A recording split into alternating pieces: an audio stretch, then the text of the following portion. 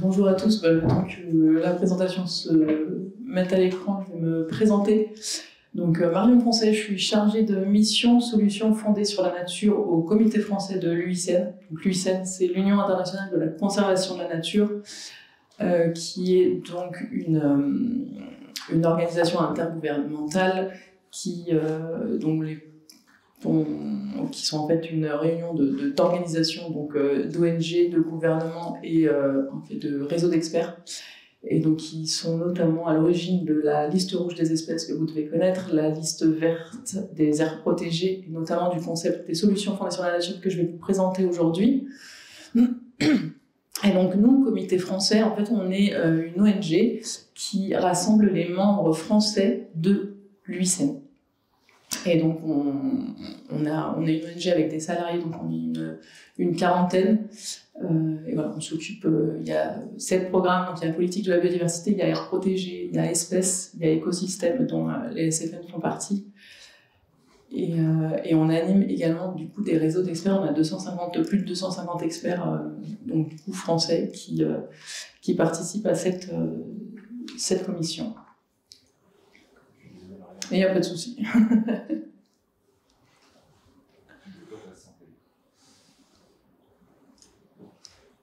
Ça marche comme... Oui, bah si ça marche, c'est très bien. De toute façon, Merci. Alors, du coup, on va commencer par vous présenter du coup le concept des solutions fondées sur la nature. Donc la définition, un peu l'historique de comment ça s'est passé, parce qu'effectivement, comme l'a dit Hervé, c'est un concept qui est assez travaillé et qui continue à être travaillé, ça j'en parlerai au fur et à mesure. Donc en fait, le terme est apparu en 2009 à la COP15 à Copenhague. En fait, de 2009 à 2016, il y a eu un vrai travail de définition de ce que sont les solutions fondées sur la nature, et la définition qui a été donnée donc par l'UICN en 2016 au Congrès mondial de la nature à Hawaï, qui a depuis été reprise, ça j'en parlerai, par les Nations Unies, les Nations Unies, donc l'UNEP, le programme environnemental des Nations Unies a défini les solutions fondées sur la nature en reprenant quasiment mot pour mot cette définition de 2016. Et donc, le travail a continué. De 2016 à 2020, il y a eu en 2020 une autre pierre angulaire, on va dire, c'est la création d'un standard qui a été également publié par l'UICN, donc le standard mondial pour les SFN, qui est en cours de révision actuellement, qui comprend, dont je vous présenterai les critères et les indicateurs, qui comprend 8 critères déclinés en 28 indicateurs qui en fait permettent de s'assurer que le projet est bien une SFN et une bonne SFN, c'est-à-dire qu'il soit durable et qui apporte des bénéfices pour le bien-être humain et pour la biodiversité. Donc voilà, on continue, que ça soit au niveau national ou international, à essayer d'accompagner en fait ce concept de solution fondée sur la nature dans les politiques nationales et internationales. Et notamment, moi, je travaille au niveau national sur le projet Life Artisan, où la métropole de Lyon est également bénéficiaire associé et partenaire, qui est un projet qui est piloté par l'OFB, qui court jusqu'en 2027, donc c'était 2020-2027, et qui en fait s'intéresse aux solutions fondées sur la nature pour l'adaptation au changement climatique. Et donc, comme je l'ai dit, en 2022, il y a l'UNEP, donc les Nations Unies, qui ont adopté leur définition, une définition des solutions fondées sur la nature qui reprend pratiquement mot pour mot donc cette définition qui est la définition de l'UICN, donc qui sont les actions visant à protéger, gérer de manière durable et restaurer des écosystèmes naturels ou modifiés pour relever directement les défis de société de manière efficace et adaptative, tout en assurant le bien-être humain et en produisant des bénéfices pour la biodiversité. Donc c'est une définition qui est assez longue, que même après 2 ans, je dois lire mot pour mot, même si j'en connais les grands principes. Donc ce qu'on va faire, c'est qu'on va la décomposer pour voir ce qu'il y a les principes fondateurs, parce que tous les mots sont importants. Donc, dans un premier temps, en fait, on a les actions qui visent à protéger, gérer de manière durable et restaurer des écosystèmes naturellement modifiés. Donc ça, c'est vraiment le premier principe, on va dire, des solutions fondées sur la nature, c'est que ça va être des solutions qui vont s'appuyer sur les écosystèmes et ou sur leur fonctionnement. Dans un deuxième temps, donc ces solutions qui s'appuient sur des écosystèmes et ou leur fonctionnement, elles sont mises en place pour relever directement des défis de société, donc des défis sociétaux, de manière efficace et adaptative. Donc on en a dénombré 6, donc l'atténuation, qui sont l'atténuation et l'adaptation au changement climatique, la réduction des risques naturels, le développement socio-économique, la santé humaine, la sécurité alimentaire et la sécurité de l'approvisionnement en eau. Donc ces défis, en fait, qui sont globaux, doivent être définis et identifiés à l'échelle locale du projet concerné. Et donc dans le troisième pilier, c'est qu'un projet de solution fondée sur la nature doit donc assurer le bien-être humain et produire des bénéfices pour la biodiversité. Donc le bénéfice pour la biodiversité n'est pas un co-bénéfice ou quelque chose qui apparaît et qui est plutôt sympa. C'est vraiment, il faut que le projet ait pour objectif d'apporter des bénéfices pour la biodiversité. Donc, ce qui peut être résumé par les 3 questions initiales, en fait, il faut se poser avant de considérer le concept des SFN, c'est est-ce que le projet est-il basé sur les écosystèmes? Le projet répond-il à un défi sociétal? Et le projet est-il construit pour engendrer un gain net ou un bénéfice pour la biodiversité? Donc ça, c'est vraiment les 3 questions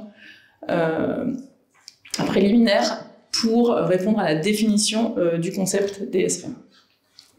Donc quelques exemples à l'échelle d'un bassin versant, ça va être donc du coup de végétaliser les lits et les ravines érodées, de végétaliser les versants, de planter sur les berges, de reméandrer le cours d'eau, d'aménager des zones d'expansion de crues, de préserver et de restaurer des zones humides, et de végétaliser et désimperméabiliser les villes, par exemple. Je pense que je ne vous apprends rien, mais voilà, ça c'est les actions qu'on peut mettre au sein d'un projet SFN. Bon, sur les milieux littoraux, c'est le principe, donc préserver la végétation dunaire, restaurer et gérer durablement les écosystèmes sableux, les mangroves, les récifs coralliens et les herbiers marins, dépoldériser et démanteler les infrastructures côtières, et préserver et restaurer et gérer durablement les marais, estuaires et lagunes. Et en forêt, on a restauré et géré durablement les milieux couverts, préserver le vieux bois et le bois mort, réduire la végétation combustible, entretenir les pelouses rases d'altitude, reboiser les versants dégradés, gérer durablement les forêts diversifiées. Donc ça, voilà, c'est des exemples d'actions qu'on peut mettre en place dans ces différents milieux. Donc, quelques exemples de SFN pour répondre à des défis sociétaux. Donc, on a par exemple le défi sociétal de réduction des risques naturels. Donc, avec une gestion durable de forêts via le pastoralisme pour le rendre moins vulnérable aux incendies et du coup de conserver des milieux ouverts et d'avoir une mosaïque de paysages. L'approvisionnement en eau, donc avec la gestion écologique d'un bassin versant pour améliorer la qualité de l'eau, parce que l'approvisionnement en eau, c'est la quantité, mais également la qualité de l'eau. Le changement climatique, donc adaptation et atténuation, bon, du coup revégétaliser et créer des îlots de fraîcheur en ville. Ça, on pourra en discuter après, voilà, ça dépend comment cette revégétalisation en fait est faite. Et la sécurité alimentaire, donc la restauration d'écosystèmes agricoles via, par exemple, l'agroforesterie. On a également l'aménagement de jardins de pluie pour du coup le changement climatique, la réduction des risques d'inondation et également la sécurisation de l'approvisionnement en eau. Donc préserver et gérer durablement les forêts diversifiées et diversifier les cultures dans l'espace et le temps.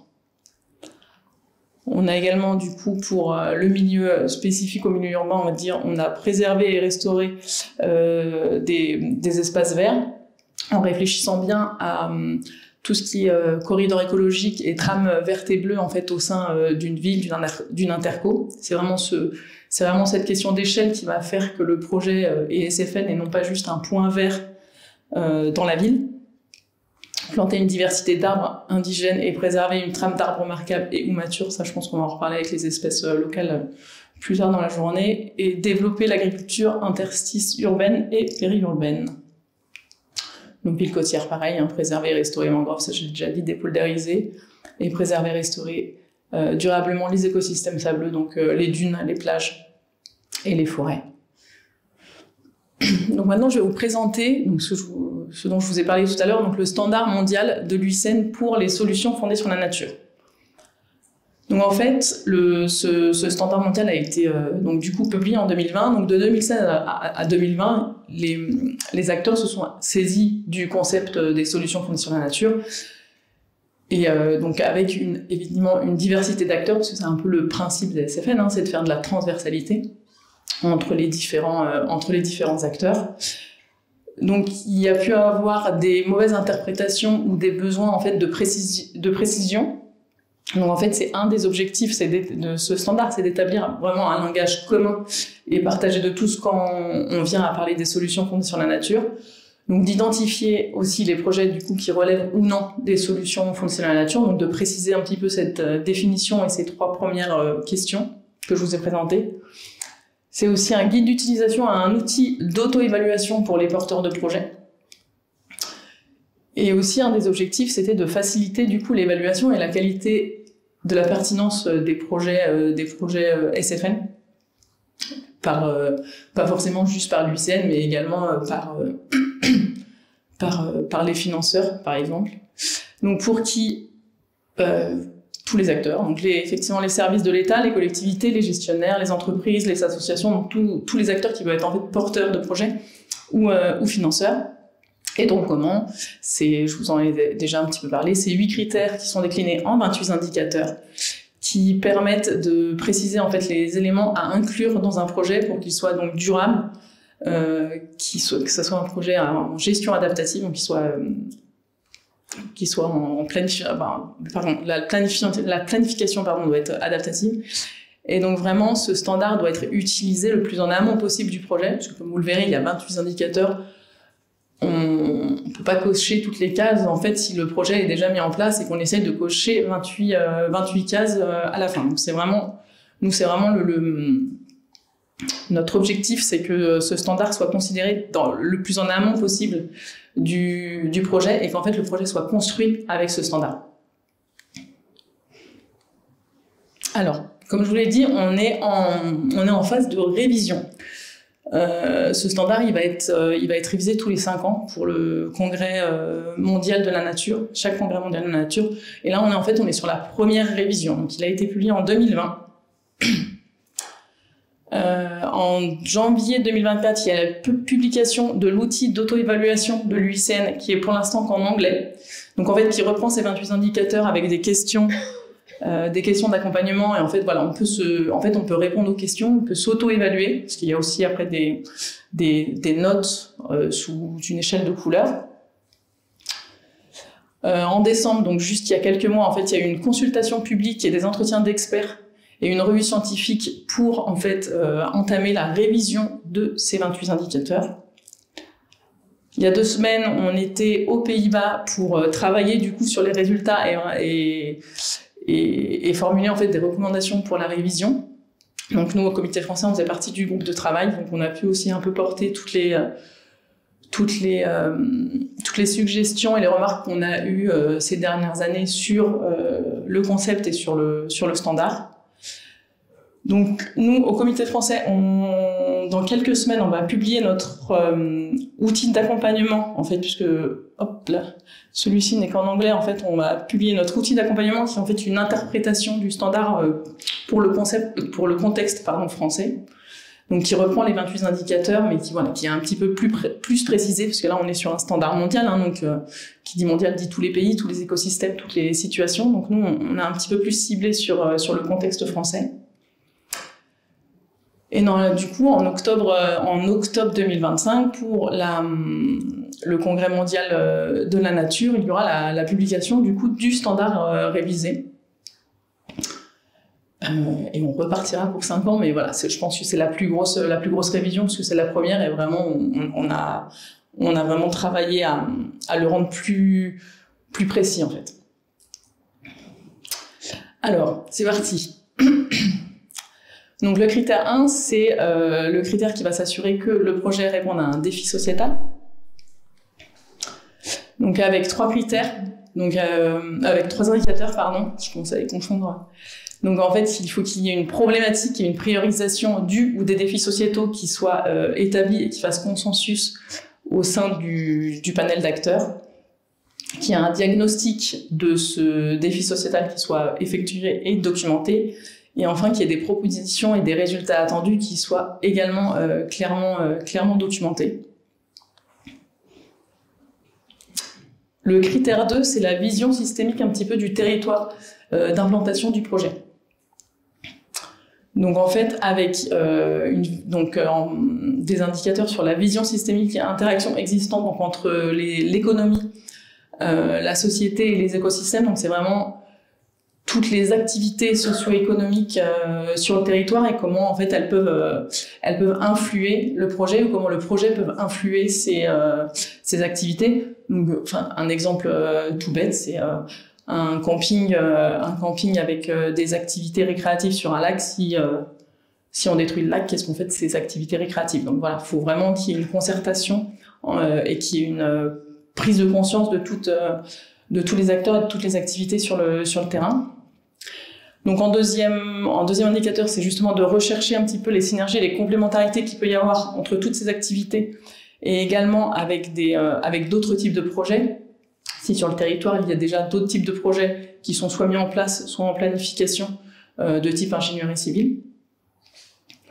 Et enfin, l'impact sur le projet, en fait, donc on est plutôt sur des hypothèses, des trajectoires. Il faut qu'il y ait des trajectoires en fait d'évolution du territoire qui soient prises en compte et qui soient documentées avec des possibles impacts sur l'implantation et la durée de vie du projet. Donc le critère 3, on est sur la définition des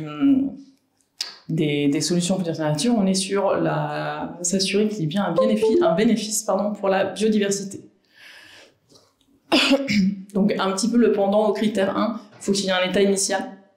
En fait, on peut pas dire qu'il y a un bénéfice si on ne sait pas en fait ce qu'il y avait au début. Donc c'est vraiment important et c'est pour ça aussi qu'il faut que ce standard soit utilisé le plus en amont possible, parce que faire un état initial à la fin si on l'a pas pensé au début, c'est compliqué. Donc il faut documenter effectivement un état initial et un diagnostic en fait de la biodiversité présente, des objectifs et un suivi écologique qui sont bien définis. Ça aussi, souvent, le suivi écologique manque un peu. L'impact du projet identifié et évalué sur la biodiversité présente. Parce qu'encore une fois, si on supprime un lac pour avoir de l'eau vive, on va supprimer un certain type de biodiversité pour en retrouver un autre. Donc voilà, faut étudier toutes ces questions-là. Et après, donc le dernier indicateur, c'est plutôt, j'en parlais un petit peu tout à l'heure, c'est plutôt la montée en échelle. C'est-à-dire que toujours se demander dans un projet solution fonction nature comment ce projet peut s'insérer dans la restauration ou la création d'une trame verte, des continuités écologiques ou de l'intégrité en fait d'un écosystème qui va être plus important que le projet. Donc le critère 4, c'est la viabilité économique. Donc avec des coûts-bénéfices qui sont bien documentés, une viabilité économique assurée sur le long terme, c'est-à-dire que normalement, effectivement, une solution fonctionnelle nature s'appuie sur les écosystèmes et sur le fonctionnement des écosystèmes, donc les coûts initiaux peuvent être importants, mais normalement les coûts de fonctionnement sont moindres, mais en gros, s'il faut arroser une SFN toutes les semaines, c'est pas une SFN, plus ou moins, c'est un peu ça. Mais il peut y avoir des frais de gestion et il faut que ces frais-là soient viables dans le temps.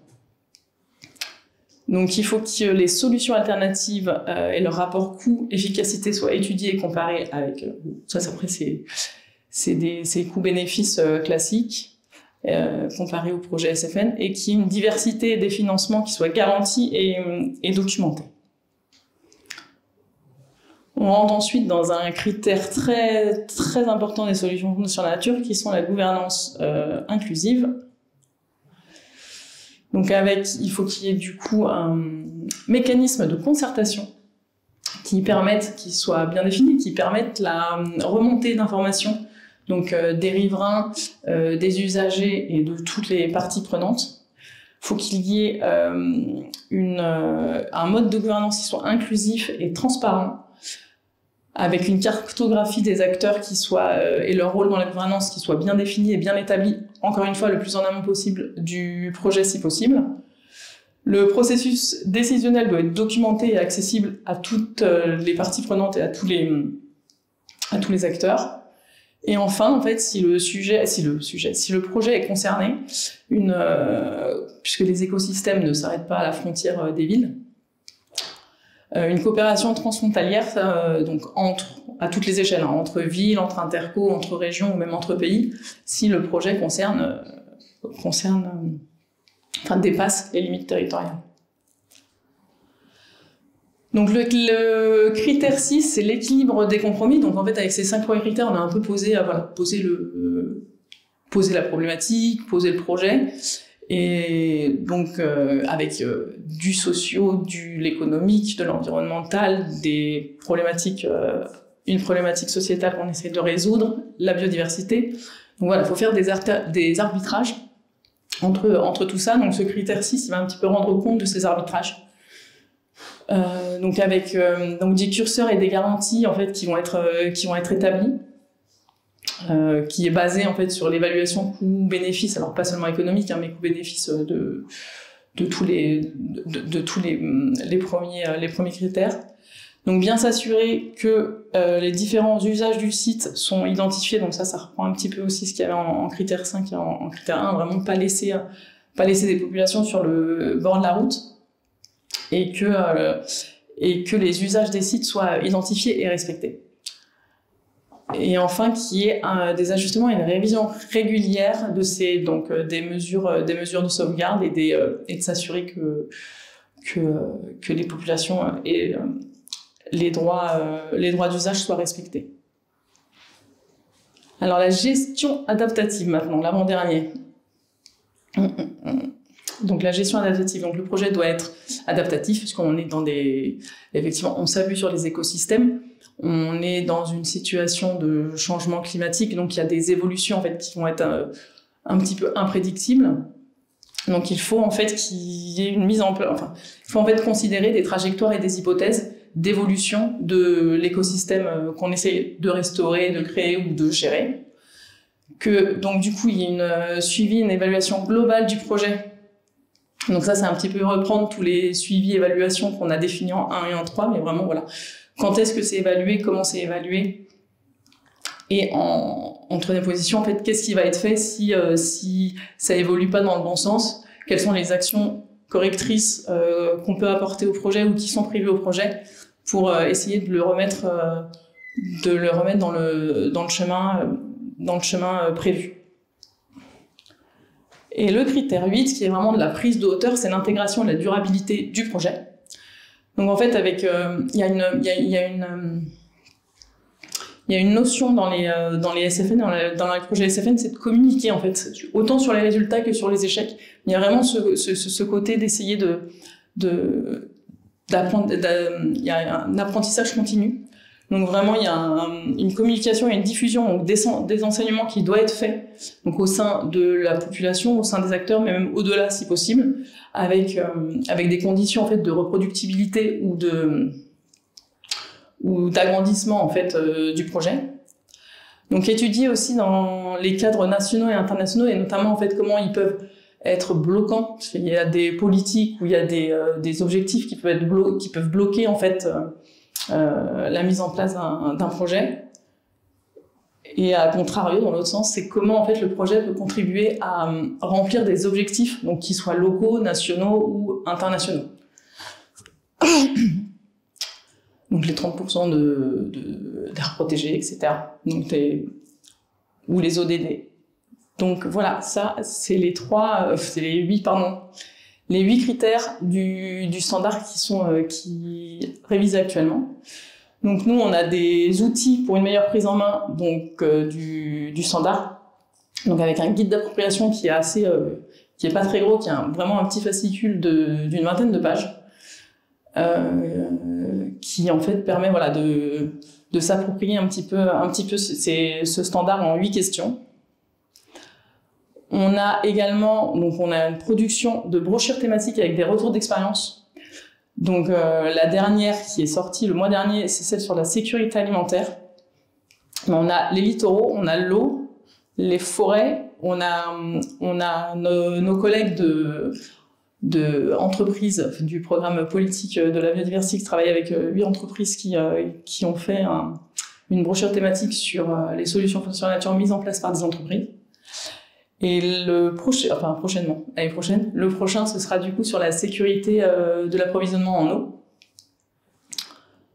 Et donc voilà, à chaque fois, ils sont tous comme ça. Hein. Il y a un état de l'art de la thématique et à chaque fois, il y a des fiches retour d'expérience avec des projets SFN, donc qui sont étudiés et surtout on communique sur les freins et les leviers de ces projets-là. Hop. Donc ça, c'est l'outil d'auto-évaluation de l'UICN international. Donc voilà, on remplit, on a donc les critères, l'indicateur, la petite note, c'est de l'auto-évaluation. Hein. Et voilà ce qu'il faut marquer. On obtient un petit graphique à la fin.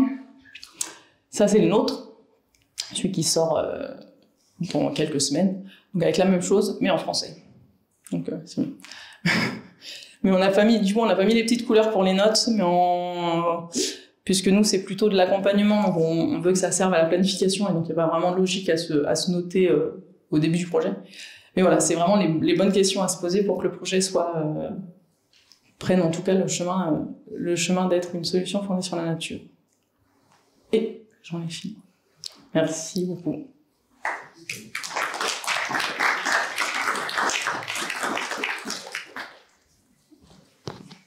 Merci beaucoup. On va prendre une partie de questions. Si on a dans la salle, et je vais regarder sur le chat également.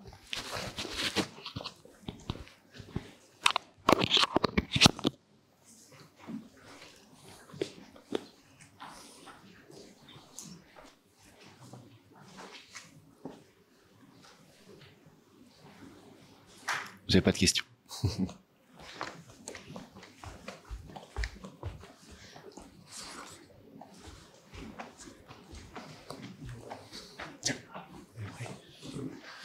Oui, j'avais une question sur donc Hervé Caltran, sur donc il y a le standard va sortir, on va faire de l'auto-évaluation. Est-ce que les services de l'État ou les partenaires financiers vont se servir de cet outil et des réponses qu'on peut potentiellement avoir pour des aides ou que ce soit ou des aides financières ou des aides sur du conseil pour aider les collectivités à travailler un peu mieux dans le développement du concept? Alors, nous, c'est notre objectif, oui. En fait, notre objectif, justement, aussi à faire cet outil, c'était de le rendre déjà en français, c'est une chose, mais aussi que effectivement les autorités ou les financeurs qui souvent, parce que par exemple, il y a eu un appel à projet l'année dernière par le ministère sur les SFN en milieu littoraux. Nous, notre but, c'est que tous ces appels à projet, en fait, la grille d'évaluation, ça soit le standard, qui est pas le cas encore partout. Et souvent, il y a 7 critères. Enfin, il y en a 2 qui ont été fusionnés ou des choses comme ça, parce qu'il y avait un manque de fluidité et peut-être de facilité. Donc nous, le but de cet outil, c'est vraiment que, en fait, plus personne n'est à se casser la tête, quoi. C'est là, c'est à disposition de tout le monde, parce que le standard l'outil d'auto-évaluation n'était pas à disposition de tout le monde non plus. Il a été vraiment publié en 2024, mais en fait, il existe depuis 2022. Mais avant, c'était un Excel qu'il fallait s'inscrire à l'UICN international pour l'avoir, etc. Donc c'était vraiment pas la même démarche.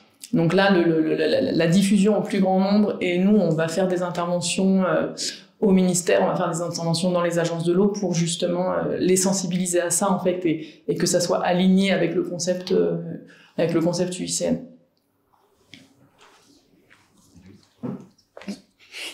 Bonjour, Héloïse Grimbert, je suis formatrice au centre de formation et promotion horticole à Écully. Et ma question, elle est peut-être un peu bizarre, mais vous parliez de dépoldérisation. Et j'ai l'impression qu'en fait, plus ça va, plus il y a des grands projets justement d'emprise un peu sur la mer depuis le littoral. Est-ce que vous avez une vision sur ces projets? Est-ce que vous intervenez? Est-ce qu'on vous consulte ou pas? Alors, est-ce qu'on nous consulte? Alors, on n'a pas de prise, on n'a pas de prise sur les projets. Nous, on est vraiment sur de la sensibilisation, de l'animation de réseau. Alors effectivement, on est dans le projet artisan, mais sinon c'est surtout de la participation et de l'animation. On est en lien avec le Conservatoire du Littoral pour Adapto et Adapto Plus. Après pour les autres projets qui peuvent être effectivement ponctuels, on va dire, si on vient pas nous consulter, nous on essaie de garder l'œil, on essaie de faire un peu de veille. Déjà sur ce qui est dit sur les solutions sur la nature, parce que comme Hervé l'a très bien dit, il y a beaucoup d'acteurs même qui se revendiquent SFN et qui n'en sont pas, en tout cas pas selon nos critères. Donc on essaye de faire cette veille là, mais c'est vrai que c'est compliqué parce que c'est vraiment plus un concept qui a vraiment le vent en poupe. Donc c'est compliqué d'avoir l'œil sur tout, mais on essaye d'être vigilant. Mais effectivement, on vient pas nous consulter de manière automatique. Et c'est ça qui est très bien avec le projet Life Artisan, c'est que dans toutes les régions, il y a un animateur régional, donc qui est soit dans les ARB, soit aux directions régionales de l'OFB, c'est leur travail de faire de l'animation de réseau sur les SFN. Donc ces gens-là sont précieux, même si leur contrat va bientôt se terminer. Bon, ça. Mais en fait, on espère que ce genre de métier, de poste, en fait, pourra être, parce que c'est important. En fait, c'est vraiment ce genre de poste-là qui est vraiment important à développer dans les territoires, pour mettre justement les acteurs, comme je disais, c'est transversal, donc les acteurs se connaissent pas forcément. Donc vraiment d'avoir une personne qui peut faire le lien et qui peut effectivement éviter d'avoir de la maladaptation, parce que les gens ils font ce qu'ils savent faire et ce qu'ils ont toujours fait et ce qu'on leur a appris à faire. Donc effectivement, si on veut un petit peu changer de paradigme, il faut qu'il y ait quelqu'un qui puisse aller chercher ces acteurs-là. Et c'est vrai que nous c'est national, donc on a du mal à aller chercher les acteurs au niveau local. Donc c'est vrai qu'on s'appuie beaucoup sur nos relais sur les territoires. Ok, bonjour. Angela Nieto, bureau d'études Satec Hydratec. En parlant des standards, du coup, l'analyse coût-bénéfice. Des bénéfices pour les solutions basées sur la nature vont beaucoup sur la biodiversité, des choses qui sont difficilement quantifiables sur la santé des gens, sur énormément de choses. Est-ce qu'il y a des aides ou des manières d'aborder ce type de bénéfices dans l'analyse coût-bénéfice pour ce type de solutions? Alors, le standard, effectivement, tel que je vous l'ai présenté, et les indicateurs tels qu'ils sont faits, sont très qualitatifs. Parce qu'encore une fois, c'est un standard mondial, donc qui tend à traiter de tous les écosystèmes, de tous les défis sociétaux. Donc c'est très compliqué, en fait, d'effectivement de mettre un niveau. Effectivement, on a énormément ce problème de quantification de la biodiversité, du bien-être humain ou de la santé humaine, parce que c'est un des défis sociétals qui est le moins représenté, mais en fait c'est pas qu'il est moins représenté, c'est qu'il est moins valorisé, parce qu'il est plus difficilement quantifiable. Donc il y a des solutions, mais en fait le but, et il y aura effectivement des documents qui vont accompagner cette révision, qui vont être faits au fur et à mesure, et nous qu'on essaie de faire justement avec nos brochures thématiques, c'est qu'est-ce qu'on entend par là. Et en fait chaque acteur, en fait, l'intérêt de ces questions-là, c'est aussi de se poser la question. Les questions qui accompagnent les indicateurs, c'est vraiment de se poser la question du coup, qu'est-ce que ça veut dire pour moi, qu'est-ce que ça veut dire pour mon projet, qu'est-ce qu'on entend par bénéfice net pour la biodiversité à l'échelle d'une rivière, à l'échelle d'une ville. Donc c'est une discussion aussi entre les acteurs à avoir. Du coup, qu'est-ce qu'on considère, nous, collectifs, comme bénéfice pour la biodiversité. Mais on a souvent cette problématique-là, et nous, ce qu'on essaye aussi de valoriser, c'est justement les partenariats avec des associations locales qui vont en plus connaître, des associations naturalistes qui vont connaître leur territoire, parce que elles sont implantées localement et que c'est leur métier, et qui vont pouvoir peut-être aussi apporter. Il y a des sciences participatives qu'on essaie de valoriser aussi, parce que ça peut fonctionner, hein. Donc il y a toutes ces choses-là, mais effectivement c'est des processus à réinventer. Bonjour, donc Véronique Pascal du bureau d'études Kéros. Je travaille sur tout ce qui est concertation en lien avec la restauration des cours d'eau. Je voulais savoir comment, dans vos critères, vous dites bien que vous prenez en compte l'impact sur la biodiversité. Comment vous prenez en compte l'impact sur les sociétés humaines de ces projets? Je vais illustrer par un exemple concret. Quand on fait de la restauration de cours d'eau, par exemple en milieu rural, par exemple en montagne dans les Alpes, on a un vrai problème. On a un vrai problème d'échelle pour travailler, puisqu'on va avoir des parties de cours d'eau qui vont être impactées par ces aménagements SFN, qui vont apporter des contraintes sur classiquement les agriculteurs. Si on fait d'élargissement de cours d'eau, on va diminuer les parcelles agricoles les plus riches de limons, etc., qui sont en bord de cours d'eau. Enfin, la situation classique au profit d'enjeux que vous avez appelés sociétaux. Par exemple, si en aval on va avoir un village qui est soumis aux inondations, ou d'autres terres qui elles sont aussi inondées, qui vont être bénéficiaires des solutions en termes sociétal, on va dire, mais on a ces problématiques de contraintes sur des acteurs qui dans la mise en œuvre de ces solutions ne vont avoir que des contraintes et que des désavantages. À quel endroit dans vos critères vous évaluez ça? Enfin, voilà. Est-ce que c'est les compromis? Est-ce que c'est la gestion inclusive? Voilà. Parce qu'on est là au fond, au nœud du problème quand on veut essayer de les mettre en œuvre. Ça marche? Oui. En fait, on le prend en compte. Il n'y a pas d'indicateur ou de critères spécifiques. On le prend en compte un petit peu partout, justement, parce que du coup, il y a dans le critère 1, parce que cette problématisation, elle doit se faire en concertation avec tous les acteurs. Il y a le critère 2 où effectivement il y a toute cette vision systémique du projet, et en fait et le cours d'eau, c'est vraiment un très bon exemple. Que ce soit le cours d'eau ou le littoral, c'est aussi ramener de la solidarité, en fait, et de dire que l'aval concerne l'amont et inversement.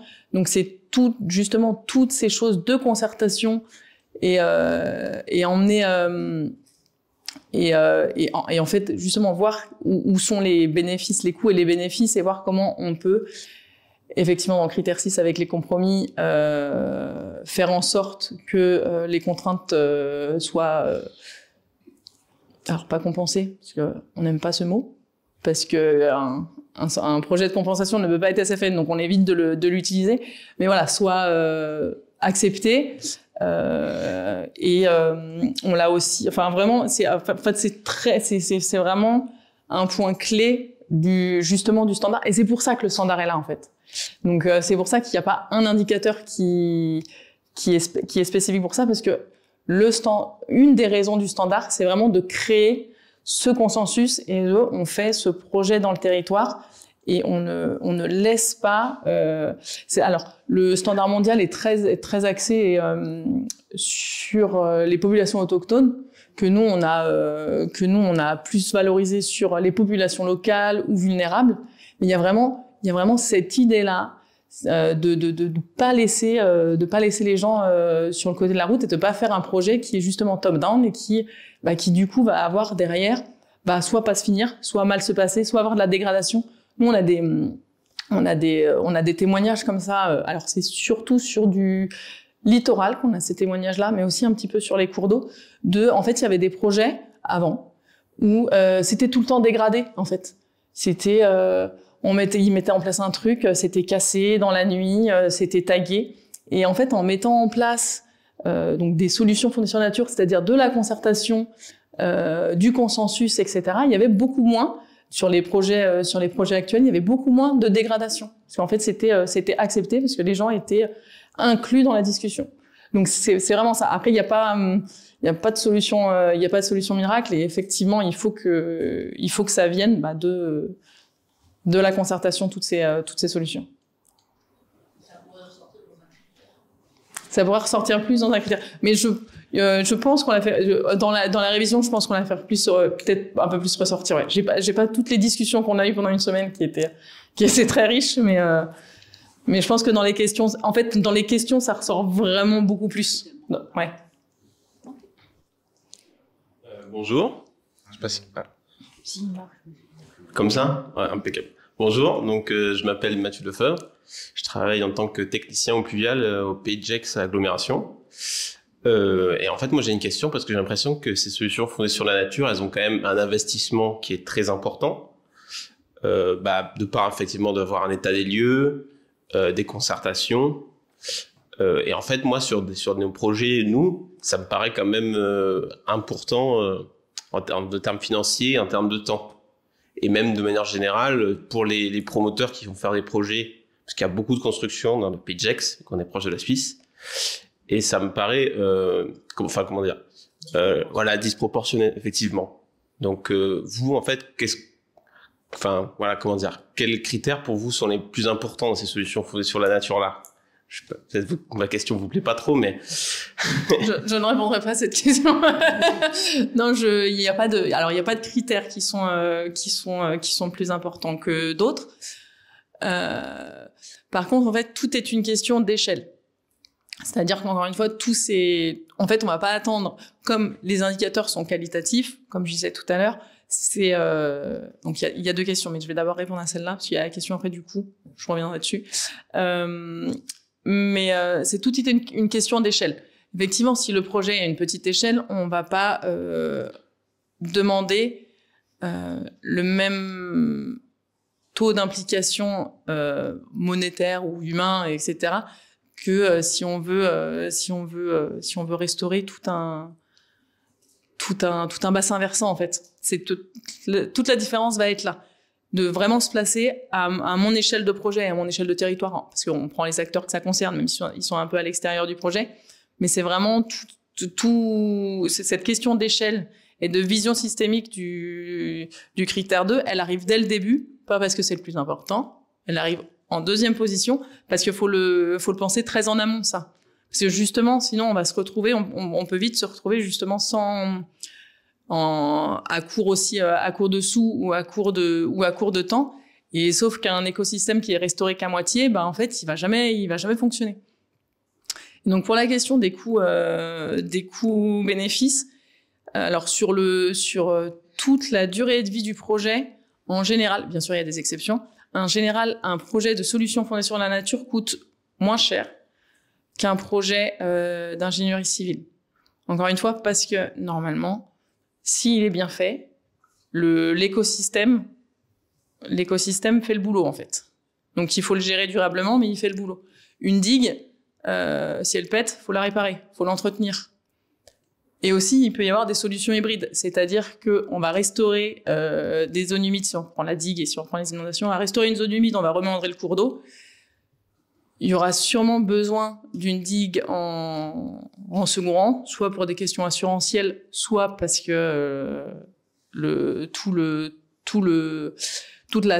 projet de solution fondée sur la nature suffit pas parce que la ville est trop proche ou quoi aux caisses. Et cette digue, elle va être plus petite déjà et elle va moins servir, donc elle va moins s'abîmer.